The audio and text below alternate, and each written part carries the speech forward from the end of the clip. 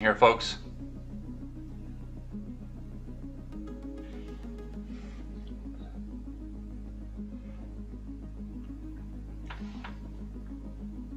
Completely lost stream.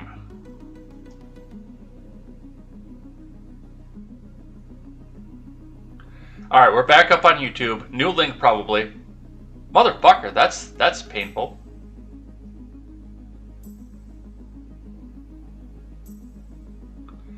Looks like the D-Live is back up.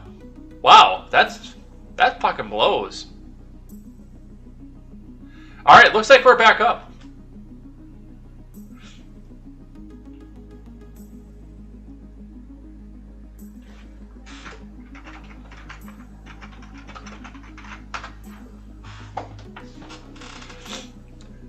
Yeah, I don't know what happened there, because I just showed offline, which usually that's a little blink off of this, but yeah, we're back. We're back up, and it looks like the Instagram never went down at all. So, all right, let's get going. Let's keep going here. I thought maybe they just didn't like what I was talking, but it hit everything. All right, that's what we see coming off of this, and. You know, what I was saying with this as we went was the fact that, okay, this actually bothers me a little bit that Mackenzie came out and said, no, I did not let them give us control of security of Kabul because that's not why we're there. Okay, and I don't know if that would have changed anything with the suicide bombing. That I actually don't know.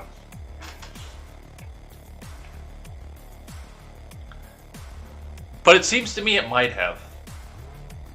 And once again, we might not have lost 13 U.S. citizens and dozens of Afghan citizens as a result of it.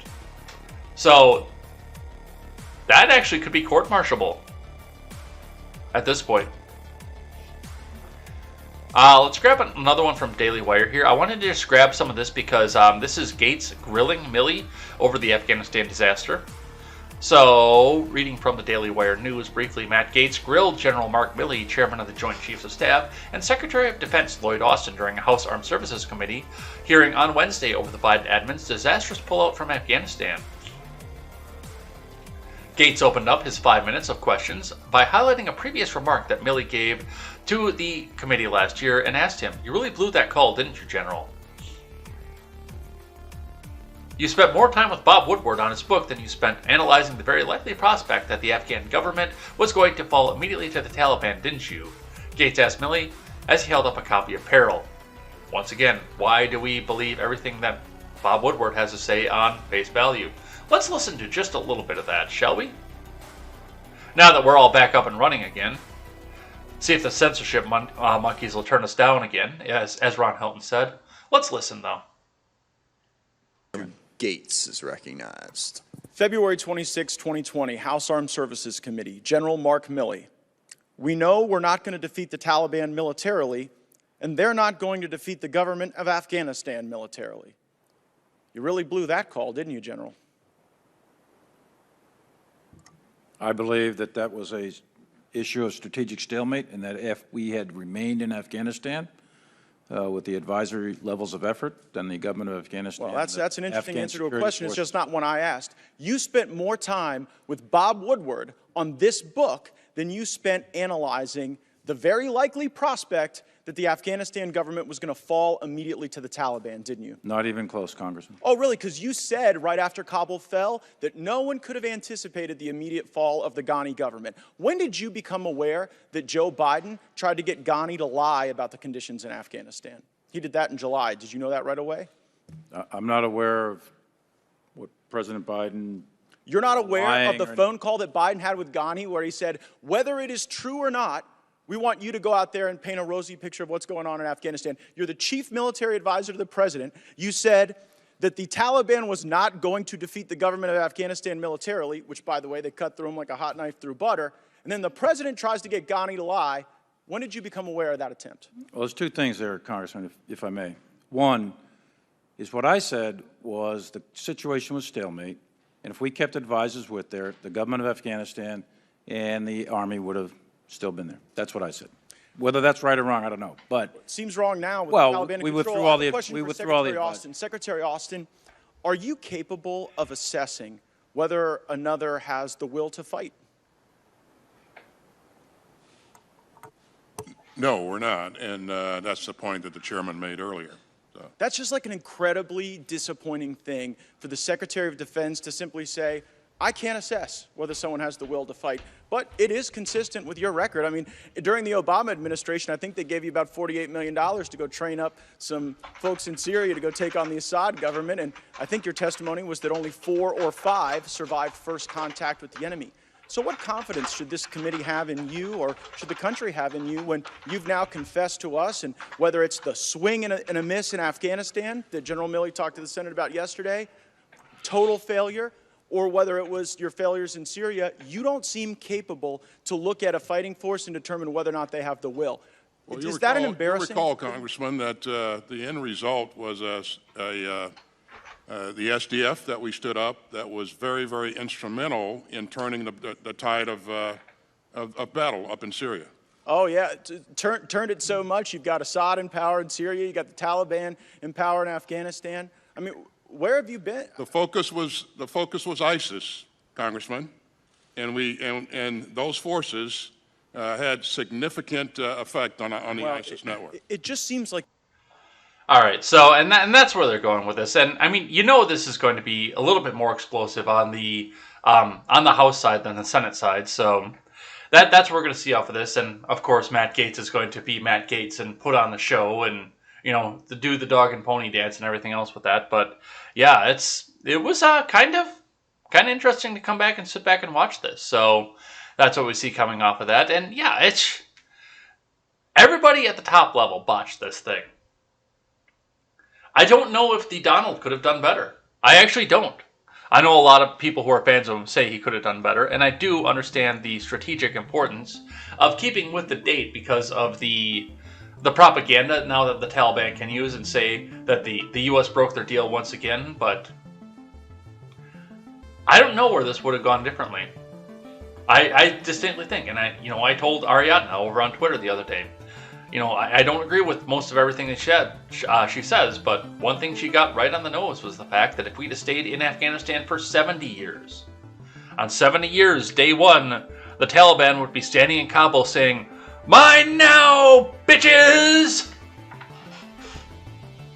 So, yeah, that's what that is. All right, let's grab one from the Hill. Because of course she did. Liz Cheney apologizes to Milley for despicable questioning from fellow Republicans. From Michael Schnell. Representative Liz Cheney on Wednesday apologized to General Mark Milley for what she called despicable questioning on top of the top military general by fellow Republican lawmakers during a congressional hearing as the Joint Chiefs Chairman fielded questions about comments he made following the January 6th selfie fest and phone calls he had with Chinese officials to assure them that the U.S. was not preparing an attack. Cheney, during a House Armed Services Committee hearing about the U.S.'s withdrawal from Afghanistan, opened her 5 minutes of questioning by discussing January 6th attack on the Capitol, arguing that some lawmakers failed to do their duty. Cheney is one of the 2 Republicans to sit on the Select Committee probing the riots, along with Representative Adam Kinzinger.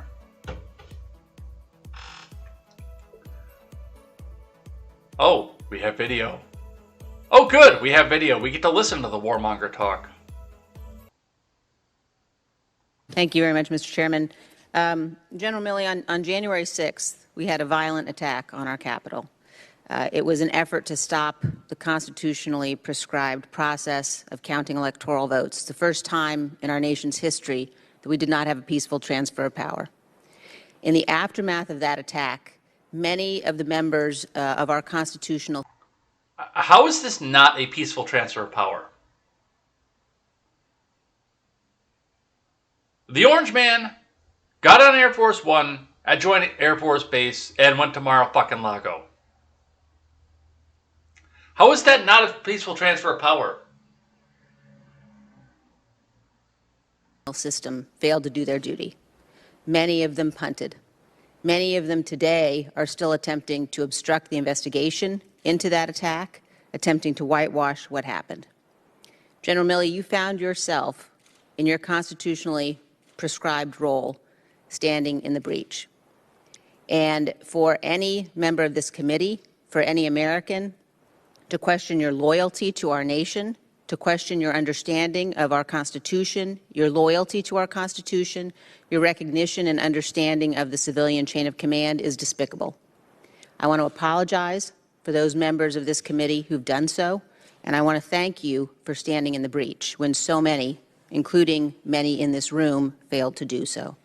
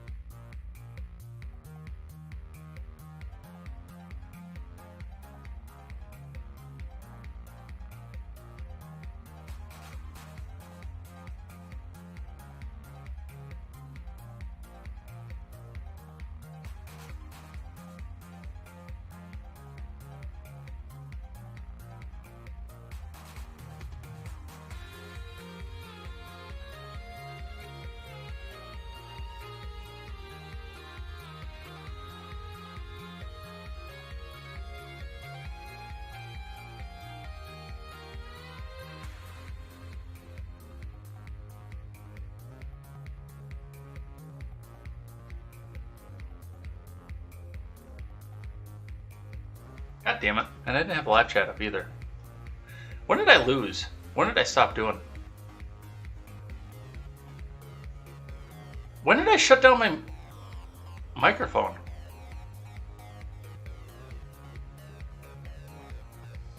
I actually have to go back and figure out where I left from, which I think was Cheney. God, that was a while ago then.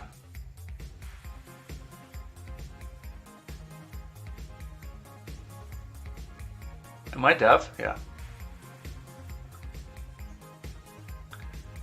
All right. So, wow, we gotta walk back a little ways off of this. So, I mean, as far as Cheney goes, yeah, I mean, she's coming out here and just sucking off Millie at this point, and I mean, you saw the horrifying gestures. Yeah, I'm a little bit off my game here because of everything that we did with having to go back and restart. I apologize for that. Looking back though at this though, I mean, we're looking at Cheney here, and we're listening to her.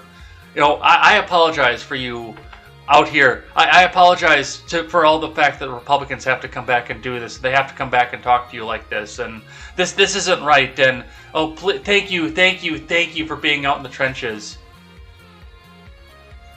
And I mean, no wonder she's going to sit down and kneel down for a major general here. I'm sorry, not a major general, but a general in general. No wonder she's going to sit down and kneel down for this. She's a fucking war pig.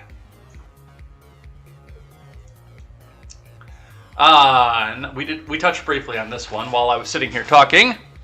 From CNN, I'm trying to stay apolitical. Top U.S. general faces wave of GOP attacks over Trump-era actions.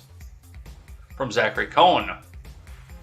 Top U.S. General Mark Milley appeared before Congress this week to defend Pentagon decision-making in Afghanistan, but instead found himself fighting a personal battle with lawmakers who charged that he has been more preoccupied with rehabilitating and burnishing his own image. Republican lawmakers directed their fury at Milley for his cooperation with a number of reporters whose recent books about the Trump admin painted a damning portrait of the former president's final months in office, and for the revelation that Milley reassured his Chinese counterparts after intelligence revealed Beijing was worried former President Trump might launch an attack. Yeah. Yeah, I see everything going on now.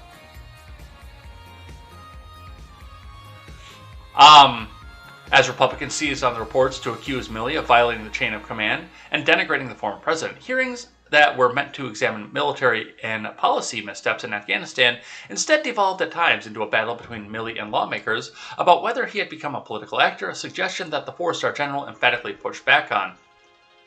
I'm concerned there's a mischaracterization of me becoming very politicized as an individual, and that it's my willingness to become politicized, which is not true, Milley told the House Armed Services Committee on Wednesday. I'm trying to stay apolitical, and I believe that I am.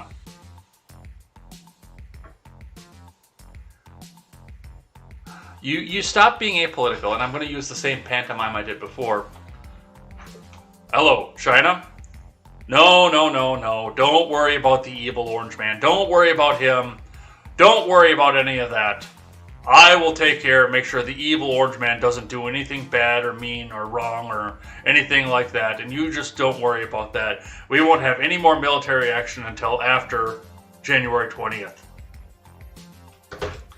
And then immediately got back on the phone with Bob fucking Woodward, of all people. You're not apolitical.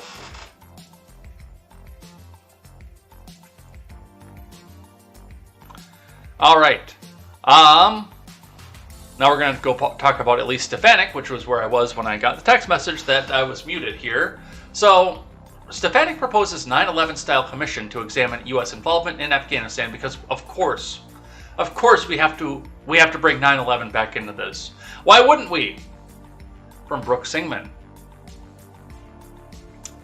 House Republican Conference Chair Elise Stefanik doubled down on her calls to establish a 9/11 style commission to examine the U.S.'s involvement in Afghanistan after top Pentagon officials testified in both House and Senate this week, raising more questions on the Biden admin's failed withdrawal of U.S. military assets. Stefanik, who spoke exclusively with Fox News following the House Armed Services Committee hearing, featuring testimony from Austin, Milley, and McKenzie. My main takeaway is the responsibility and accountability for the failed withdrawal rest only with Joe Biden, she added, She said, adding, it's clear the president ignored advice from his military advisors to maintain a presence of U.S. troops in the region in order to address our counterterrorism mission. Hey, MK Ultra's here, and he just missed me screwing up and leaving the microphone off. Yeah, it happens occasionally.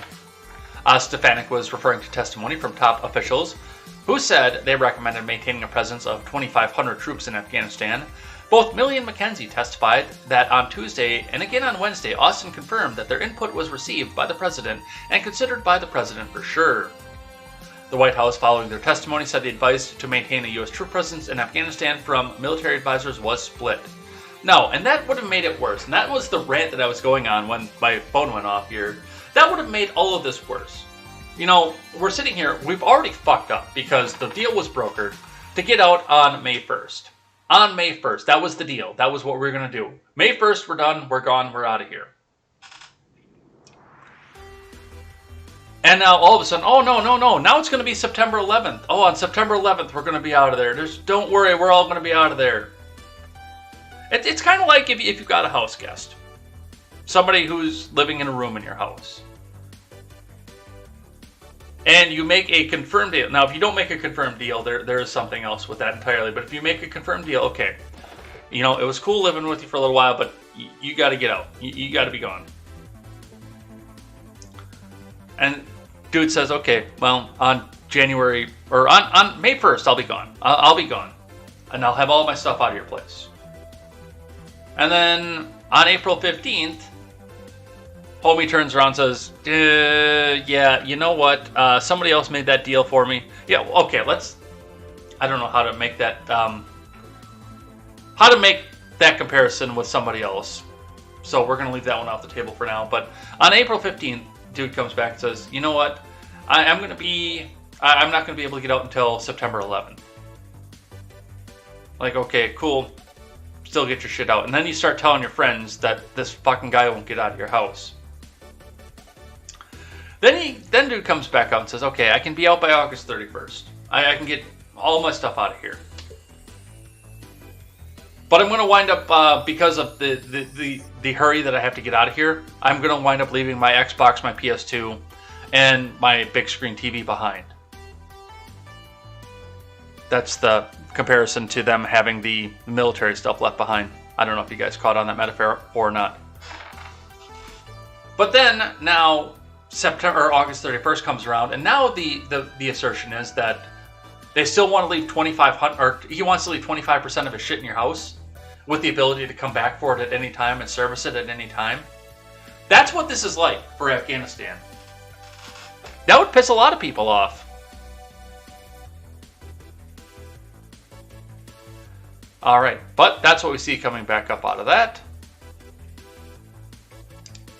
And at least Stefanik, she's a fucking war pig too. She's another fucking Cheney. I mean, I can see why she got that position. She is another Cheney. She just knows whose dick to suck, and it's not Trump, or it is Trump's. Whereas Cheney goes on to the old military-industrial complex. From the Daily Wire, General Milley, Nancy Pelosi tried to undermine nuclear launch chain of command, from Emily Zanotti. In his testimony before the Senate Armed Services Committee on Tuesday, General Milley defended his calls with Chinese officials, which he says were to cool down tensions with his counterpart amid rumors of forthcoming military attack, and discussed a phone call he had with Speaker of the House Nancy Pelosi, whom he suggested encouraged him to undermine the president's ability to launch a nuclear attack. Pelosi announced on Twitter on January that she'd spoken with General Milley about the nuclear launch procedure, and apparently in an effort to strip then-President Trump of his nuclear launch capabilities, just one day after calling on Vice President to initiate a 25th Amendment proceeding, which would have stripped Trump of his position for the final days of his presidency. Yeah, man, they did not want him to complete a full term. They did not want him to complete a full term by any stretch of the imagination. This morning, Sunday morning, I spoke to the chairman of the Joint Chiefs of Staff, Mark Milley, to discuss available precautions for preventing an unstable president from initiating military hostilities or accessing the launch codes and ordering a nuclear strike. Pelosi said in a letter to colleagues, the situation of the unhinged president could not be more dangerous. And we must do everything that we can to protect the American people from his unbalanced assault on our country and our democracy.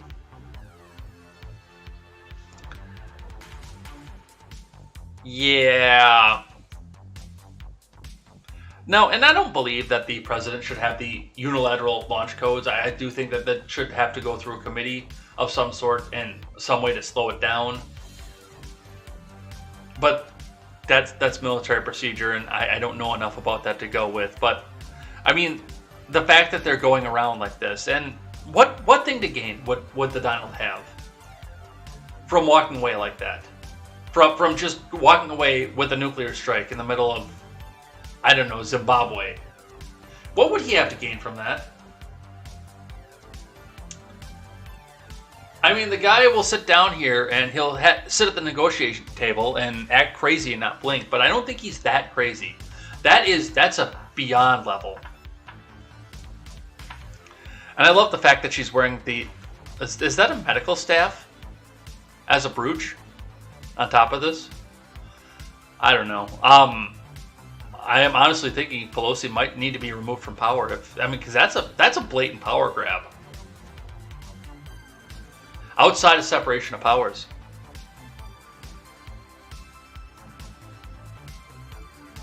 All right. Let's keep going here. Let's shift gears and move off the military hearing now that I've screwed up and spent 3 articles with no audio. Dumbass me. It happens. It's an accident. Let's keep going here. From Fox Business. Watchdog says Dem spending bill may cost even more than they say. You have no idea how much it really costs. From Tyler Olson. A nonpartisan budget watchdog says Democrats' massive budget reconciliation bill could cost more than $3.5 trillion price tag they gave it, and cast doubts on whether it will actually be paid for as they claim. Committee for a Responsible Federal Budget Senior Vice President Mark Goldwein told Fox Business Monday that because the bill came out just days ago, it's impossible to give a precise total. But Goldwein said based on what Democrats have said will be in the bill for months and factoring in a funding trick they're using to keep the price of the bill down, it could reach a grand total of upward of $5 trillion. To fit $5.5 trillion into a $3.5 trillion box, they were going to have a bunch of stuff expire early and do some things like having some things start late, Goldwein said. He explained that the CRFB's estimation assume temporary programs will be renewed or made permanent by future Congresses, which the CRFB describes as a common budget gimmick to hide the true cost of a bill.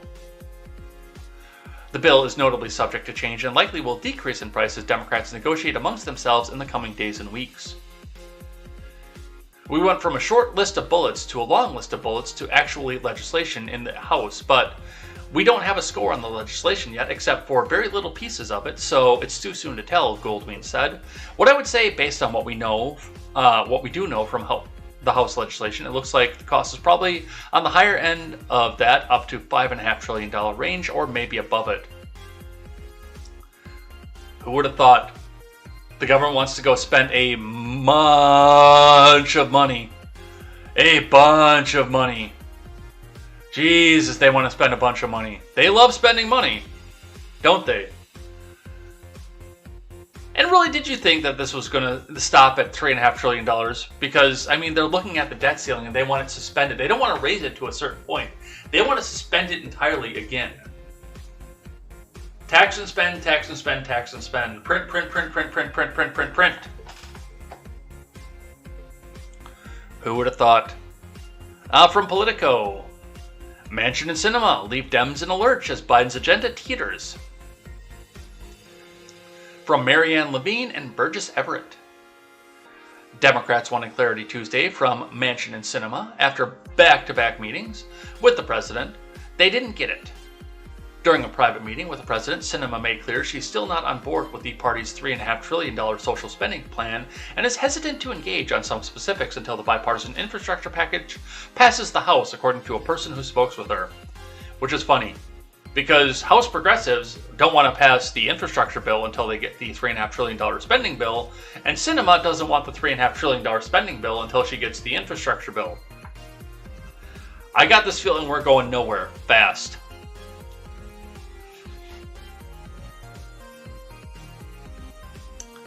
This is the third time she has told the president, "I'm not there," what the person said, quoting Sinema as telling the president, "I've been very clear with you from the start." Sinema has problems with both the price tag and some of the tax increases devised to pay for it. After returning from his White House meeting, Manchin said he did not give Biden a top-line number and made no commitments from my standpoint. Sinema and Manchin's approach to the negotiations has frozen Biden's jobs and families plan and potentially may lead to a high-profile failure of a bipartisan infrastructure bill on the House floor as progressives threaten rebellion. But without more details from the moderate duo, any hope of bicameral agreement on Biden's agenda is a pipe dream. Manchin and Sinema met with Biden separately on Tuesday, the second time in less than a week that they paid a visit to the White House to lay out their concerns and haggle with the president over reducing Democrats' plans to spend $3.5 trillion. Sinema also returned to the White House twice more to hash out details with staff as Manchin huddled separately with Biden for more than an hour. Yeah, they're probably not going to get this done. And I'm probably going to laugh. I'm not going to lie. Let's keep going. From the Daily Wire, Sinema seems to mock far-left Democrats reporters over questions of where she stands on $3.5 trillion bill.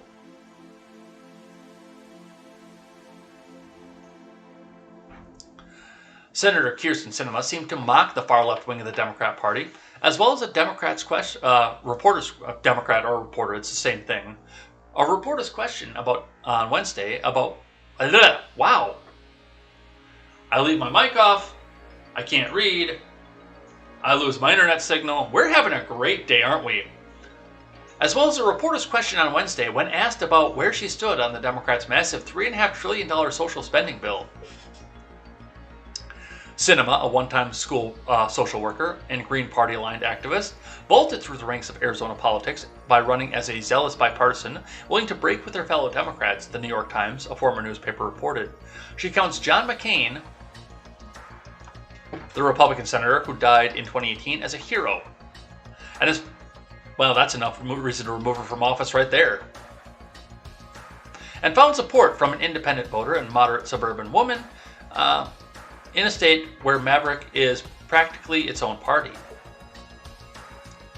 Frank Thorpe, a reporter with NBC News, has highlighted an exchange that happened with Sinema today when she was confronted about where she stood on the multi-trillion-dollar package.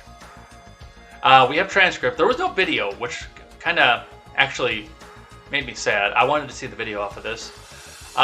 Q. What do you say to progressives who are frustrated they don't know where you are? Sinema. I'm in the Senate. Question. There are progressives in the Senate that are also frustrated they don't know where you are either. Sinema. I'm clearly right in front of the elevator. I actually kind of wish that we could have had the video of that. Because that would have been hilarious, but I couldn't find it. I looked. I couldn't find it.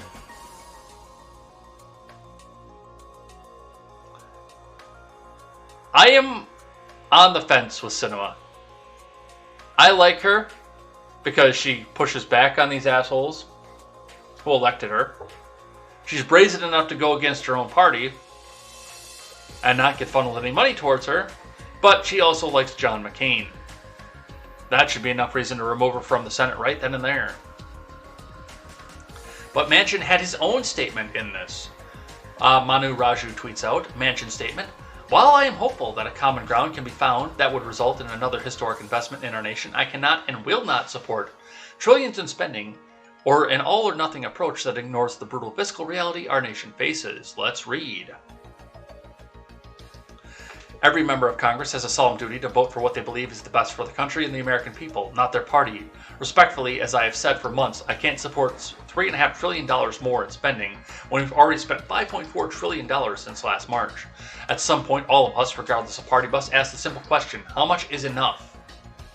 What I've made clear to the President and Democratic leaders is that spending trillions more in new and expanded government programs, when we can't even pay for the essential social programs like Social Security and Medicare, is the definition of fiscal insanity. Suggesting that spending trillions more will not have an impact on inflation ignores the everyday reality that American families continue to pay an unavoidable inflation tax. proposing a historic expansion of social programs while ignoring the fact that we are not in a recession and that millions of jobs remain open will only feed dysfunction that could weaken our economic recovery. This is the shared reality we all now face. This is the reality we must shape the future decisions that we as elected leaders must make.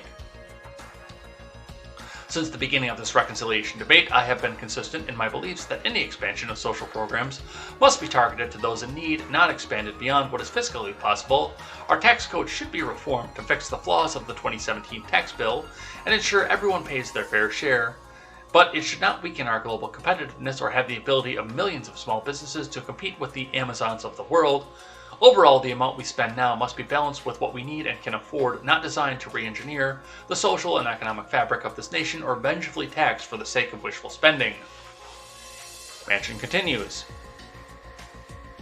In August, I recommended we take a strategic pause to provide time to develop the right policies and to continue to monitor how the pandemic and economic factors are affecting the nation's fiscal situation. Before we spend more throughout September, I made clear to all those who would listen the need to means test any new social programs so that we are helping those who need it the most, not spend for the sake of spending. While I am hopeful that the common ground can be found, that would result in another historic investment in our nation, I cannot and will not support trillions in spending or an all-or-nothing approach that ignores the brutal fiscal reality our nation faces. There is a better way, and I believe we can find it if we're willing to continue to negotiate in good faith. If there's one final lesson that will continue to guide me in this difficult debate ahead of us, it's this. America is a great nation, but great nations throughout history have been weakened by careless spending and bad policies. Now more than ever, we must work together to avoid these fatal mistakes so that we may fulfill our greatest responsibility as elected leaders and pass on a better America to the next generation. Thank you, Joe Manchin. And a lot of people are coming out here trying to say that this guy, what he's doing, and when he comes out with this, they're trying to say he's got a number, and we should find the number, then he'll come on board and he'll spend money with us. I don't think that's it. I don't. I do legitimately think he is trying to push this off until it's just about midterms time, or even after the midterms, to use this as campaign fodder, to come out and point out and say, hey, you better vote for us, otherwise you're not going to get infrastructure.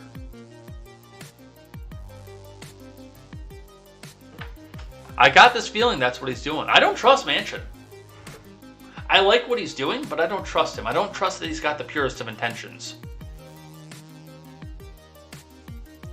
From the Wall Street Journal, Biden expresses support for annual tax on billionaires' unrealized gains.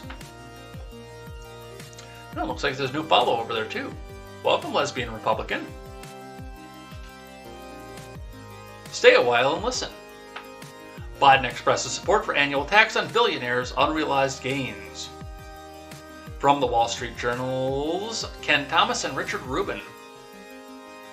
President Biden expressed support for a proposal under consideration in the Senate to place an annual income tax on billionaires' unrealized capital gains. The potential tax increase being pursued by Senate Finance Chairman Ron Wyden of Oregon would be among a number of tax provisions that Mr. Biden is seeking to pay for a proposed $3.5 trillion spending plan that encapsulates much of his first-term agenda. It is an alternative to some administration tax ideas that have flopped in Congress, and it would generate money from the wealthiest sliver of Americans whose incomes can be a fraction of their wealth.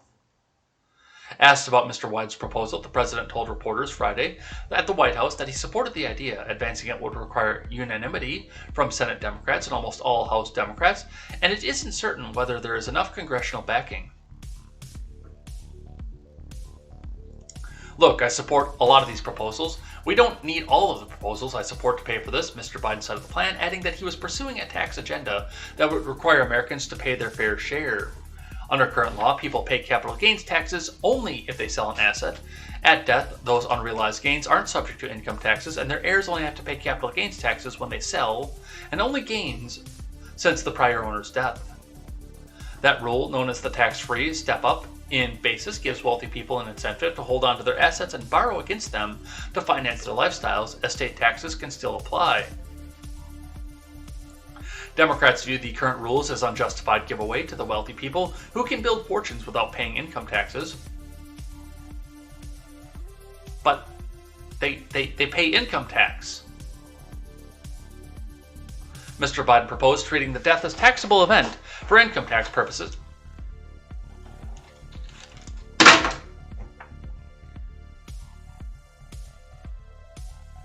Death is a taxable event, according to these people. What? This is insanity. Okay, it's not complete insanity because glasses stayed on, but this is insanity. With a $1 million per person exemption and special rules for family-owned farms and businesses. But congressional Democrats from farm states have effectively killed that idea, shooting down even larger exemptions and carve-outs for farmers. That prompted Mr. Wyden to offer his alternative, which Biden backed on Friday. The idea is that for billionaires only, annual gains in wealth would be treated as income. So under current law, someone whose net worth rose to $22 billion from $20 billion and sold nothing would have no income. Under Mr. Wyden's proposal, that person would have a $2 billion worth of taxable income. See, this is the thing. When these billionaires go and start selling off these assets en masse to keep themselves underneath that mark to make sure that they don't have a gain in wealth through any of this, you're going to tank the value of this stuff, and you are going to take the market down with you.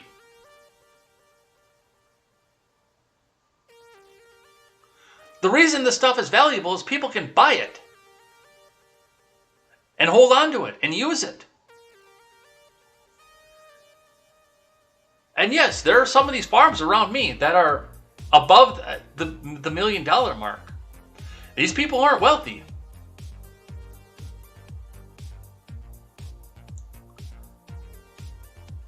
And I know they talked about billion, but I mean, regardless, what is that going to do to jobs? Because the billionaires, like Bezos, like Gates, people like that, like the head of GE, they're providing jobs. And if they've got to sit back and sell off assets, or their business can't appreciate beyond a certain point, are they going to be out there ready to go hire another worker who might bring their total wealth, the wealth that's tied up in their business, up a little bit that they have to go pay that much taxes on? And you know this isn't going to be a big tax either, or a small tax either. You know this isn't going to be a small tax. It's like these people have never seen an economics textbook in their life. They just can run out and say, we're going to tax the rich. And all their followers come out and say, hooray! We're going to get their stuff.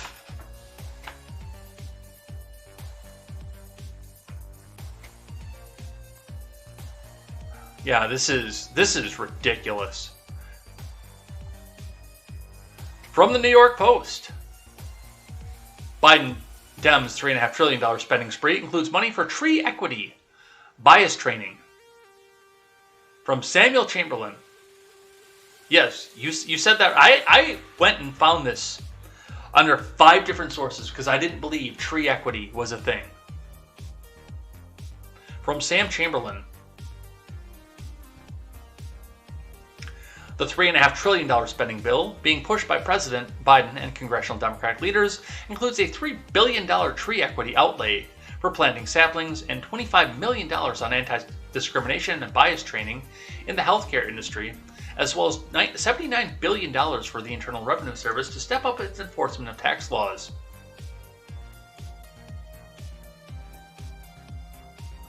Tree equity. What is it that I always say when I tell people stop writing letters and demanding Congress do it for you? What if you're that concerned about environmentalism, what is it I always tell you to do? Plant a fucking tree. Go out there, get a sapling, buy a sapling, get a maple seed, plant it that way, but go plant a tree. You don't need $3 billion to do that.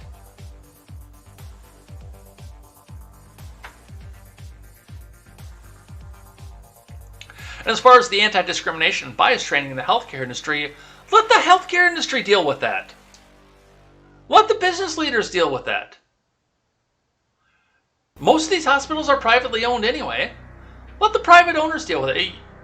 Here's a bounce back between you. We want to tax the rich out of everything that they own, including hospital owners, who are typically very rich, by the way. But we want to pay for their bias training and anti-discrimination training. Bitch, make them pay for it. You don't like the fact that they're rich? Bet you they'd do it if they got threats that people weren't going to go to their hospital unless they did it. I bet you they'd start flopping those dollars down on the table. As well as nearly $79 billion for the IRS to step up its enforcement on tax laws. Yes, because it is perfectly acceptable for the government to want to monitor all bank accounts over $600, which, by the way, in my state, and it may actually be a little bit lower in your state, $600 in the bank means that you got your paycheck if you made anywhere over $20 an hour. And it might be lower for your state or a little bit higher depending on how your state taxes are. But with all the state taxes out, I'm not going to tell you how much I make, but it's slightly less than that. But yeah, I get just close to $600 every week, direct deposit into my bank account. Just shy of that after taxes. And I'm not by any means a wealthy person. You really think this is about going after the rich? Do you really think for a second this is about going after the rich? This is about going after you when you get your hands on a bunch of aluminum after you took all the siding off your house and took it to the scrapyard and then put it in your bank account tax-free.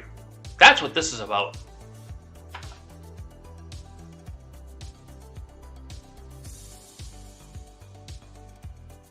Those are three of the eye-popping provisions in the spending bill, the final text of which was released Saturday and is set to be debated and voted on by the House later this week. While the measure has made headlines over its authorization of huge new spending on a broad array of social issues pushed by the left, including social safety net programs and components of the Green New Deal, a close look at the bill reveals less discussed measures likely to stir similar controversy. Dude, I hope 4chan goes through every fucking line of this thing and leaks it all. The $3 billion earmarked by the House Agriculture Committee would be doled out to state, local, or tribal governments for tree planting and related activities to increase community tree canopy and associated societal and climate co-benefits, with a priority for projects that increase tree equity. Although, according to the Conversation for Nonprofit American Forest, tree equity refers to the idea that there should be enough trees in specific neighborhoods or municipalities for everyone to experience the health, economic, and climate benefits that trees provide. Well, then go plant a tree.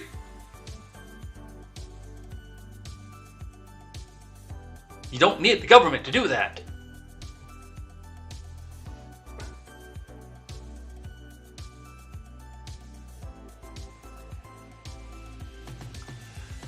Trees are more than scenery for our cities, American Forestry says on the website. They are critical infrastructure.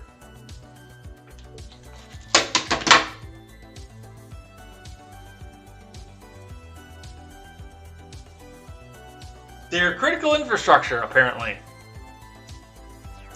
That every person in the neighborhood, in every neighborhood, deserves a basic right.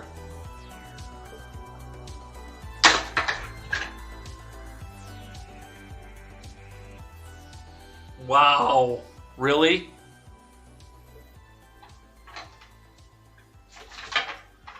Oh, my glasses are stuck under the monitor. A basic right that we must secure. What the fuck has happened to this world?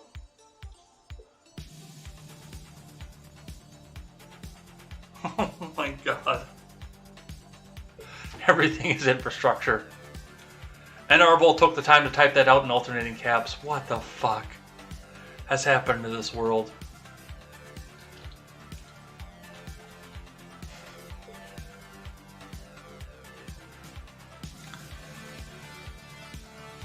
The bill also set aside at least $7.5 billion for the creation of a New Deal-style civilian climate corps across multiple agencies, including the National Park Service, Bureau of Land Management, and the National Oceanic and Atmospheric Administration. The civilian climate corps is tasked in the bill with carrying out vague conservation projects on public land. The green spending increases when it comes to electric vehicles. The U.S. Postal Service alone will get $7 billion to purchase electric delivery vehicles and related infrastructure, while another $5 billion will go towards electric cars for the rest of the federal government, including non-tactical vehicles of the Department of Defense. Yeah, but I bet you those tactical vehicles are still going to use a DT-466. Bet me.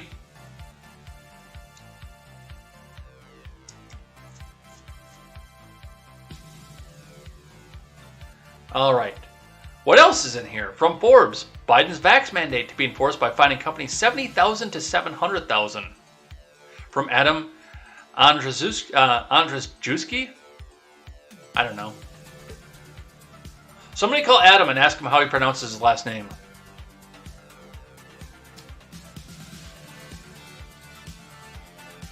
President Biden didn't just announce a COVID-19 vaccine mandate on companies employing 100 or more people, he plans to enforce it. On Saturday, Speaker Pelosi's House quietly tucked an enforcement mechanism into their $3.5 trillion reconciliation bill, passed it out of the House Budget Committee, and sent it to the House floor. Buried on page 168 of House Democrats' 2,465-page mega bill is a tenfold increase in fines for employers that willfully, repeatedly, or even seriously violate a section of labor law that deals with hazards, death, or serious physical harm to their employees. The increased fines on employers could run as high as $70,000 for serious infractions and $700,000 for willful or repeated violations, almost $750,000 for each fine.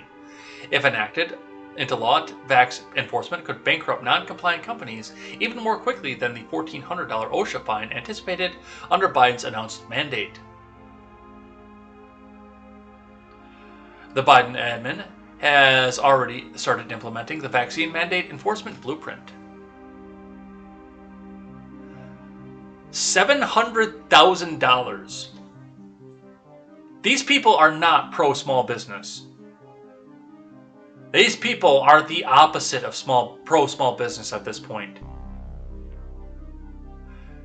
And by the way, I'm going to drop this archive link into the Discord for you guys, because there is the language in the bill right there for you. That's the language.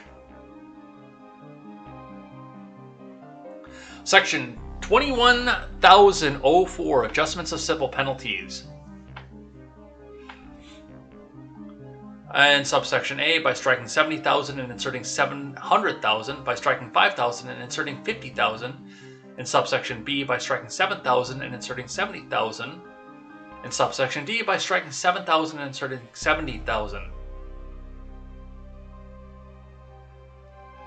Yeah, that's the bill text, which we all need to be paying more attention to, is what the bill text says. This is the archive link. I will put this in general chat in the Discord. If you guys aren't in the Discord, you guys really should be, because we get all kinds of information from that.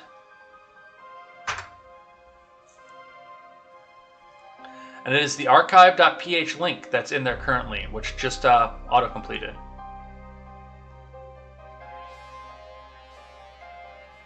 All right. Let's keep going. From the Hill. Please allow ads to support our journalism. Diamond says JP Morgan preparing for potentially catastrophic U.S. credit default. From Celine Castronuovo.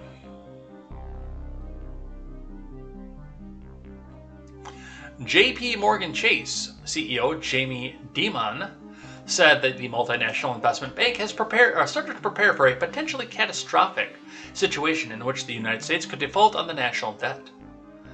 Dimon said in a Tuesday interview with Reuters that while the country's largest lender has previously planned for such a scenario, and every single time this comes up it gets fixed, he argued that the country should never even get this close. I just think this whole thing is mistaken, and one day we should just have a bipartisan bill and get rid of the debt ceiling. What? No. No. No. No. No. No. No. I already don't like this guy.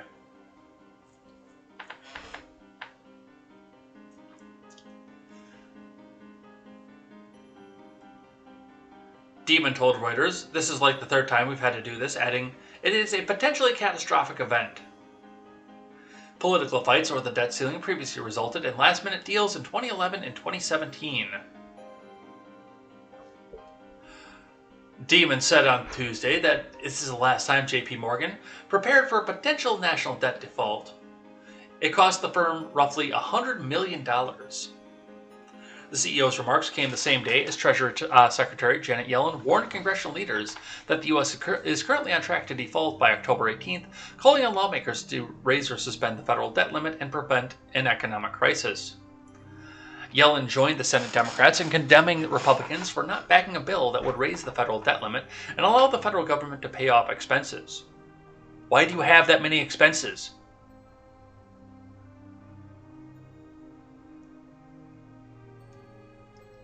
It would be disastrous for the American economy, global financial markets, and millions of families and workers whose financial security would be jeopardized by delayed payments, she said at a hearing. Even coming very close to the deadline without raising the debt ceiling can undermine the confidence of the financial markets and the creditworthiness of the United States. The United States is not creditworthy.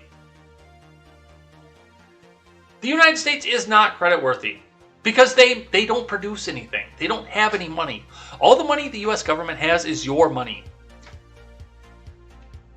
Senate Majority Leader Chuck U. Schumer had attempted to hold a simple majority vote on a bill that would suspend the country's borrowing limit, though Senate Minority Leader Mitch McConnell turtled around and blocked the request on Tuesday. McConnell and other Republican lawmakers have said they would not support a vote to raise or suspend the debt ceiling, arguing that Democrats should instead try to do so through reconciliation, a budget process that Democrats are trying to use to pass a sweeping $3.5 trillion social spending bill. McConnell said Tuesday Democrats will not get bipartisan help borrowing money so they can immediately blow historic sums on a partisan taxing and spending spree. The Democrat leader knows this request would fail, he added. There is no chance the Republican conference will go out of their way to help Democrats conserve their time and energy so they can resume ramming through partisan socialism as fast as possible.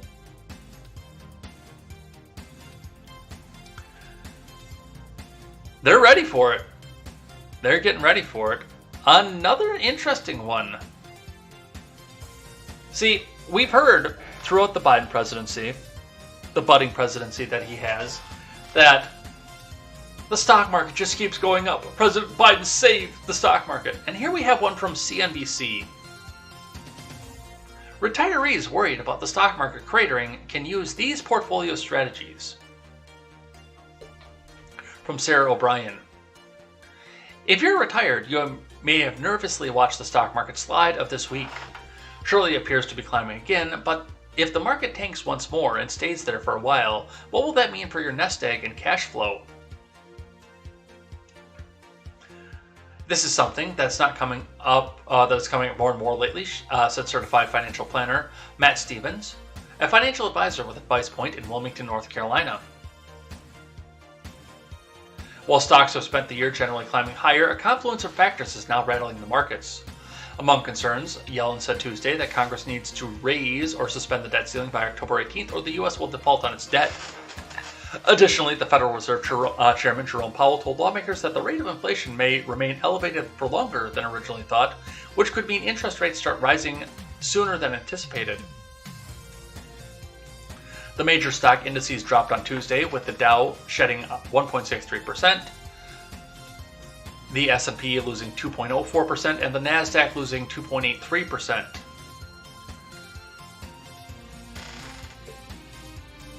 What's going on with this and what we're talking about with this, and this is a big thing. This is a big deal right now. What's going on with this is the fact that these markets, the people, the financial planners are looking at the elderly especially and saying, okay, we don't know what's going to happen.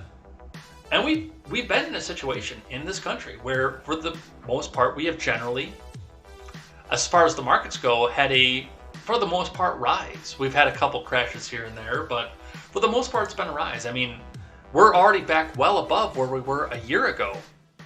We're already back well above where we were in March when everything dropped out from the bottom because everyone started shutting things down. But they're waiting for something big. Something massive. Because they know the inflation is unsustainable. The printing of money is unsustainable. The spending is unsustainable. They know it. They will try to stay as leftward as they possibly can, but they know that none of this is sustainable. And you should too. And I'm not saying go out, build the bunker, dig a big hole in your backyard and build the bunker as deeply as you can. But what I am saying is an extra can of beans, an extra bag of rice, some Spam, because you'll get you your protein without having to be refrigerated. Every time you go to the grocery store, get an extra something that's not perishable, that you're not planning on eating. It's time. And it costs you, what, $1 a pop? You can afford another $1 every time you go to the grocery store. A can of green beans, if that's where you go with. A can of, well, you'll probably get more energy out of a can of kidney beans, because there's more carbs in there, but just another thing as you go along. There's no canned broccoli, so don't do that. But yeah, every time you go there, get something else. Something to keep you along. And stock that shit up. It's time. Because something's coming. And most of us were woefully unprepared for it the last time, back in 2008.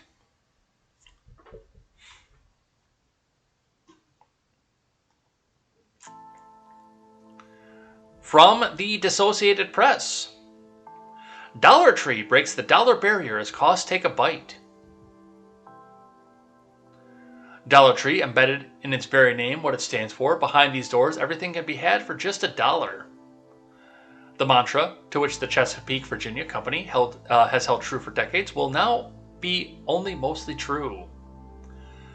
After expanding nationwide from only a handful of stores in Georgia, Tennessee, and Virginia, Dollar Tree is breaking the mold and will sell items in some locations that exceed the tantalizing $1 grab-and-go price.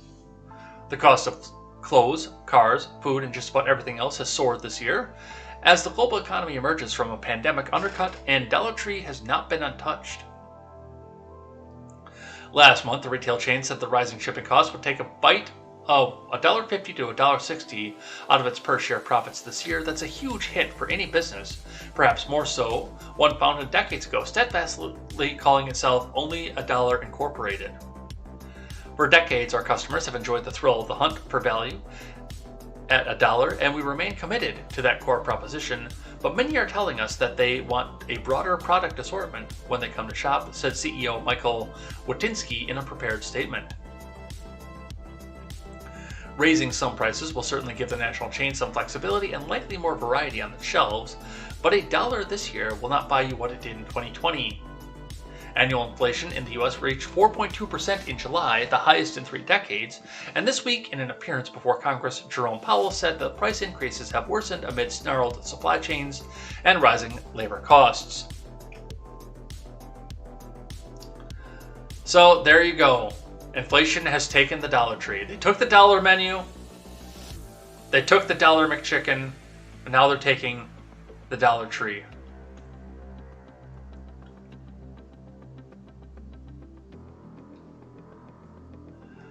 From the Toronto Sun, moving on, we're going to talk about some commie-coof stuff. Ontario now recommending against Moderna vaccine for men 18 to 24 years old, from Anthony Furey. The Ontario government is now recommending males age 18 to 24 take Pfizer over Moderna as their COVID-19 vaccination due to the number of young men who experienced myocarditis after getting the vaccine. This comes after public health officials determined that there's a 1 in 5,000 risk of myocarditis, a form of heart inflammation following a second dose of the Moderna vaccine. For any young men in that age bracket who receive Moderna as their first dose and have not yet received a second dose, the government recommends they go with Pfizer. However, if any 18 to 24-year-old males still wish to receive Moderna, the government says they can continue to do so with informed consent. The risk of myocarditis for this demographic in Pfizer is 1 in 28,000, according to the government officials. I do not like those odds, dude. I do not like those odds. The majority of reported cases have been mild, with individuals recovering quickly, normally with an anti-inflammatory medication, explains a guidance document released by the government. Symptoms have typically been reported to start within a week after vaccination, more commonly after the second dose. You know, maybe we shouldn't have been in such a hurry to go and get this stuck in our arms.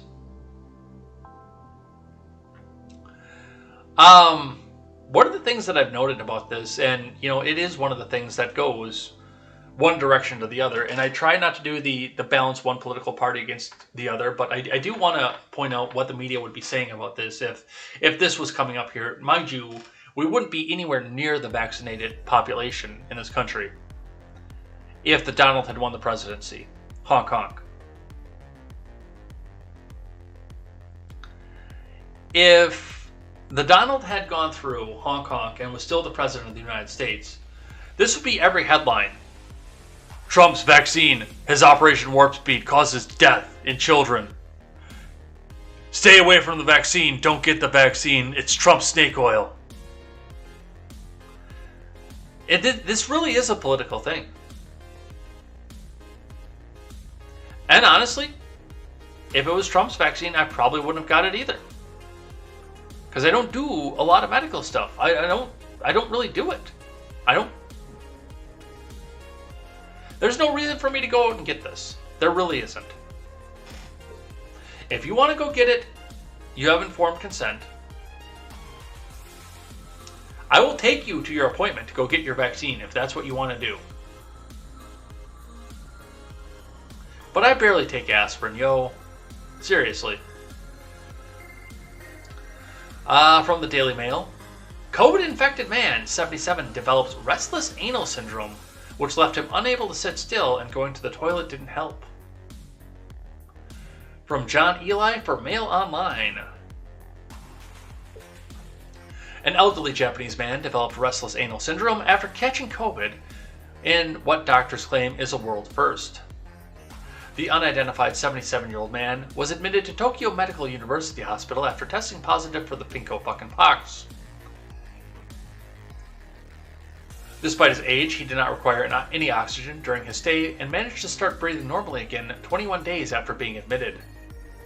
However, a problem of another kind emerged several weeks after he was discharged. The man began to suffer deep anal discomfort about 10 centimeters above his perineum, a region between the genitals and the anus. I thought that was called the taint.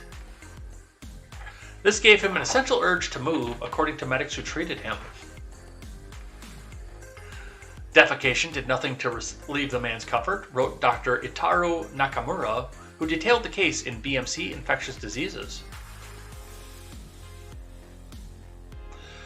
But the man noticed that exercise, such as walking, running, or playing motion-based video games, alleviated his symptoms, while taking a rest and staying still made him worse.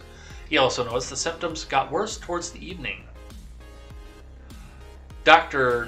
Nakamura said a colonoscopy, where a thin flexible camera is inserted into the butt, revealed the man had internal hemorrhoids but no other rectal damage. Testing the man's nervous system also revealed no abnormalities. Nakamura said the symptoms of suffering in the anal region, the urge to move, the worsening with rest, improvement with exercise but worsening at the evening, led medics to diagnose him with restless anal syndrome. Restless anal syndrome.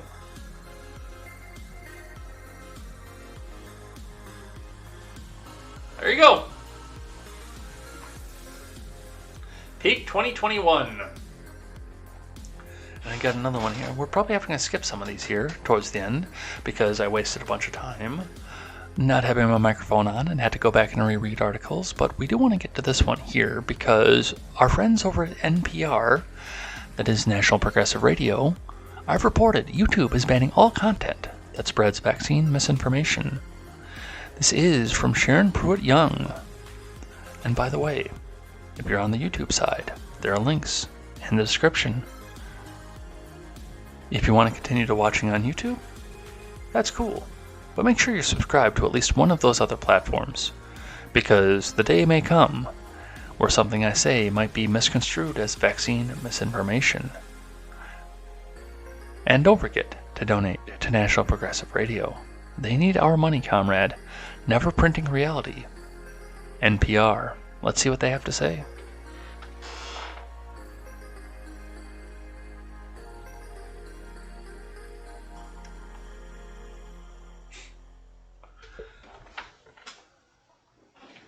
YouTube is cracking down on the spread of misinformation by banning misleading and inaccurate content about vaccines.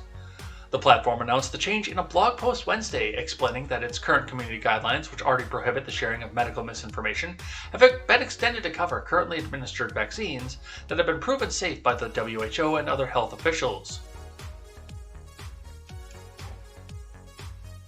The site has previously banned content containing false claims about COVID-19 vaccines under its COVID-19 misinformation policy. The change extends that policy to a far wider number of vaccines.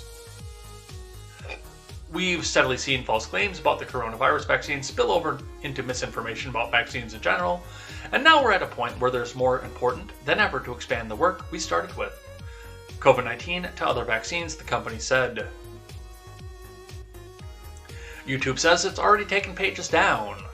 YouTube said it now bans videos that claims vaccines aren't safe or effective because other health issues such as cancer or infertility, and in its announcements the company pointed specifically to video that accurately describes what ingredients are used in vaccines, as well as allegations that vaccines contain properties that can be used to track those who receive them.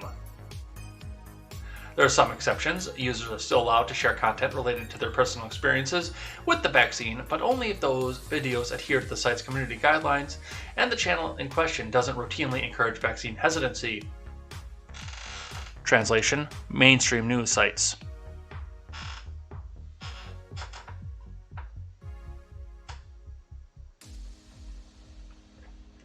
So, yeah. DLive, Twitch, Facebook. You might want to go pay attention to those guys, because, yeah. My days on YouTube might be numbered. And it's not necessarily, and I do believe that YouTube would come down to the point where it's not just, oh, well, Stephen Ignoramus comes out and says, oh, yo, dude, vaccines cause autism, yo. So that's the thing. It's not necessarily completely to that point, but even coming out to a point, and I could see YouTube doing this where I say, I don't want to get the vaccine. I've looked at it, I've found side effects to it, I have assessed my level of risk of the disease, and I don't think I should get it. But I will take you to get it if you want it. I could see the situation where YouTube looks at that and says, that's vaccine misinformation. He doesn't want the vaccine. It's misinformation to not want the vaccine. You have to want the vaccine. You have to eagerly want it. Don't you know? Yeah, I could see that coming down the pipes one day. I could definitely see that.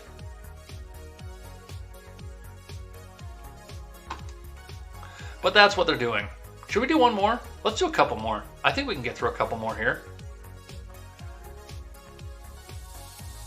I want to do this one. I want to do these two right here. These are the two I want to do. And then we will skip the rest. We'll do the rest of them tomorrow while we talk about live chat, by the way. But this one here, this is one I definitely wanted to do today because I queued up a soundbite for it. Virginia gubernatorial candidate says parents should not control what schools teach their kids. Yes, you heard that correct. Virginia gubernatorial candidate says parents should not control what schools teach their kids. You know what that means. We'll convert your children. That's what that means.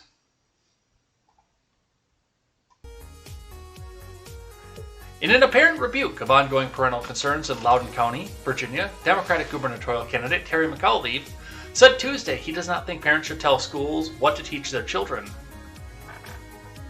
McAuliffe, who's seeking a second term as governor, and Republican Glenn Youngkin, which, by the way, the Youngkin in his name doesn't mean what the Lincoln Project thinks it means, because Lincoln Project is gunning for this guy. It's Youngkin, not young kid. Sorry, Lincoln Project guys. who is a former businessman and a political newcomer, faced off in the final debate before the November election. The two candidates gave each other no mercy when they sparred about the power parents should have over their child's education. Youngkin argued that concepts of safety, privacy, and respect, as well as including parents in the dialogue about their children's education, must be demanded by Virginians. You believe school systems should tell children what to do, Youngkin said of McAuliffe. I believe parents should be in charge of their kids' education. The two candidates were asked if they thought transgender rights for students should be enforced statewide or be decided at the local level.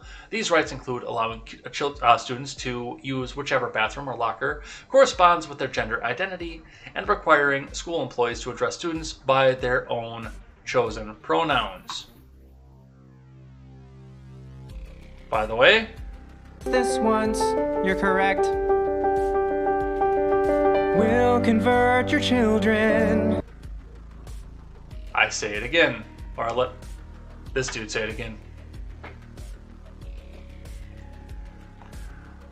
Neither candidate conceded they would give the state the power to dictate students' rights, but McAuliffe said the state will always issue guidance, as we do from the Department of Education.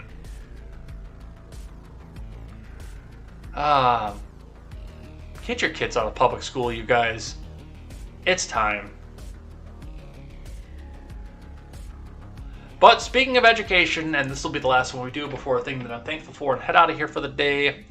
From Fox News, California parents request judge block public schools from asking students to pray to Aztec gods. What is this timeline?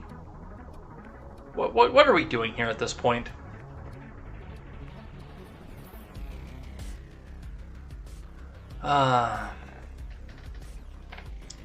From Sam Dorman.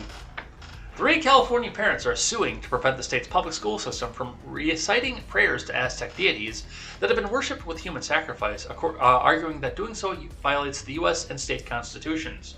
Yes, it's the only part of the First Amendment that the left in this country knows, and California is about as left as you can get. The only part of the First Amendment they know is separation of church and state! The issue emerged earlier this year when researcher Chris Rufo reported on that particular aspect of the state's ethnic studies curriculum. As Fox News previously noted, the curriculum suggests chants that invoke the deity Tezcatlipoca. Tezcatlipoca is an Aztec god that was honored with human sacrifices, according to the World History Encyclopedia. An impersonator of Tezcatlipoca would be sacrificed with his heart removed to honor the deity. In Aztec mythology, Tezcatlipoca is the brother of Quetzalcoatl, Huitzilopochtli, and Cipitotec, all of whom appear to be invoked in the chant. Well, I mean, bravo on the teachers for reciting and pronouncing those names every day.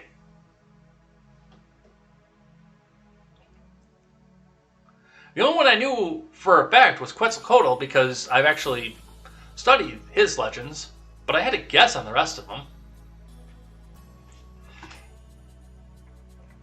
The Thomas More Society, which represents the parents, described the model curriculum as blatantly unconstitutional.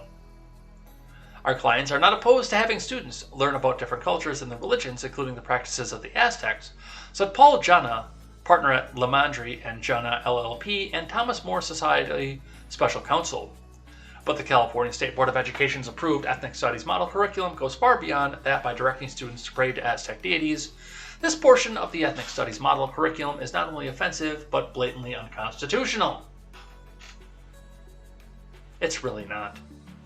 Now, okay, it is actually. Having a teacher-led prayer in a public school is unconstitutional. Because it is the state dictating and mandating a religion out to people. That I agree with. But there isn't a D student out there. Let's go up to C student, because the D student probably doesn't care. There isn't a C student out there who hasn't said a prayer in school. It just doesn't happen. Oh, the test is coming up. I didn't study enough. I don't know if I'm going to do enough. Please, God, please let me pass this one. Otherwise, my dad's going to whip my ass. I can name names out of my high school, but I'm not going to. So no, there isn't. But that's going to be it. That's going to be it for the day. So the last thing that we do on... Actually, it's the last thing we do on Wednesday, but this moron did Thing I Like and Thing I Hate yesterday. The last thing that we do on a Thursday is Thing I Like and Thing I Hate. But because we did it yesterday, we're going to do something that I'm thankful for today. And, you know, you give a little bit of thought to some of these things. You look down through your life. You look at some of the things that have happened to you, and you realize that you do have a lot to be thankful for. I give you guys a lot of bad news. And I want to make sure that we have our faith restored in humanity and that we do express the things that we're thankful for. Because that's one of the most important things out there. Now, yes, a lot of us have had some missteps before. And I think I've used this one before, so it's going to be a cheap retelling off of this, but I mean, I'm looking at where my life is shaping up right now. I'm looking at the fact that we just started up the website, TurnSomePagesProductions.com. It got started up there with basically a promise that I would pay the fee for the domain and then a little bit of labor off of this plus the hosting sites.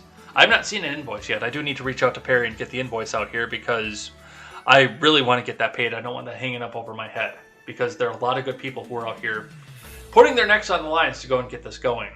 But I mean, I just look back at it. When I was 28 years old, when I was 29 years old, right before my 30th birthday, I was 4 months behind on rent. My truck had just launched its injection system. And because it was a $300 beater with a heater, it was not worth putting in a new injection system into. In spite of the fact that I legitimately the day before just put a new rear end in it. But that was $100 and then labor, and then just the parts alone for the injection system was $300. So I didn't have a vehicle. I was 4 months behind on rent. I didn't have a lot of prospects. I had just come out of a very, very abusive employment situation in which got my arm broken, by the way. And so there were some of the things over here that I'm not going to talk about on air. But there were some other fucked up things that were going on with that too. I didn't think that I would ever be anywhere again, that I would just be, you know, being shunted around from relative to relative, living on couches, living on basements. I thought I was going to be a professional bum for the rest of my life. Now I'm sitting here, and a lot of you guys have seen my truck. It's a nice truck. One of the first thing, well, second thing, because the truck before that was the first thing, but one of the first things I ever bought on credit, because it's one of the first times I've ever had creditworthiness to do so, which I think is great, you know. And this is, I mean, it's been 7 years, but when I was sitting back there at 29, I did not think for a second that there was any way I could ever claw my way back from where I was. And I'm thankful for that. And I've had a lot of help along the way. I've had a lot of good people that have come in and out of my life that have offered a hand up. And I look back at this, and sometimes I think to myself, man, nobody's ever been there to help me. But there have been a lot of people there that have been able to help me. You know, whether it be landing on a couch somewhere for a few weeks or a couple of years, or, you know, getting a part-time job on top of my full-time job to help cover some of the gaps and offset some of the rent for a little while. That's happened to me before. Keeping to find these new jobs, finding a new way to get out and save money because, you know, now gas is outrageous. I'm very glad I'm not driving back and forth to Madison right now. A, the stupid mask requirements, then B, the fuel that it would cost to get there is fucking outrageous. I'm glad. I'm thankful for where I'm at right now. I'm thankful that I've got here. And I'm thankful to all the people who have been here on the journey for me. There are people who have fallen off. There are people who have looked at me and said, you're not going to amount to anything. In fact, that was actually the bet when I moved up here, was that I wasn't going to amount to anything, and I could basically be a wage slave for a place that I was working at the time. That, you know, I was just going to crash and burn again and have to go beg for handouts for everything again. And now I don't. Well, okay, I am begging for handouts for the Rednet show, but this is, let's call it an advance payment for what the service I want to provide to you. But yes, I do understand I am begging for handouts for that, but it's because I want to provide you with a better news experience. I can justify that one. But where I was at 29, I can't justify what I almost needed to do to survive. So I'm glad I got out of that. I'm glad I met some great people on the way. And I'm glad that I discovered. You know, I've had my differences with Christensen before. But I'm thankful he was there. He wronged me in the end, but I'm thankful he was there because otherwise I'd still be tapping all this out as a written form. I would have never got the taste for broadcast. I would have never got the taste for putting other people in the broadcast. And I would have never had the taste for any of this. I would still be tapping out blog posts and working a wage slave job instead of trying right now to desperately open up a business where I can make it so that Stephen Ignoramus, John Sewell and Midget, Freckles, Britt, and Rachel, the already conservative and his wife, Birkenhoff, all those people never have to worry for anything again, even Elaine. I want to make sure that none of those people ever have to want and worry for anything ever again. And I think I'm in a position to do that. I don't care about my own finances. If I never move beyond where I'm at right now, I'd like to have some property, but if I never move beyond where I'm at right now, as long as those people are all comfortable for the rest of their lives, I'll be just fine and all set. And I'm thankful for the people who've come along and brought me onto this journey. Thank you very much, you guys. And that's going to be it. So let's change up the track and go.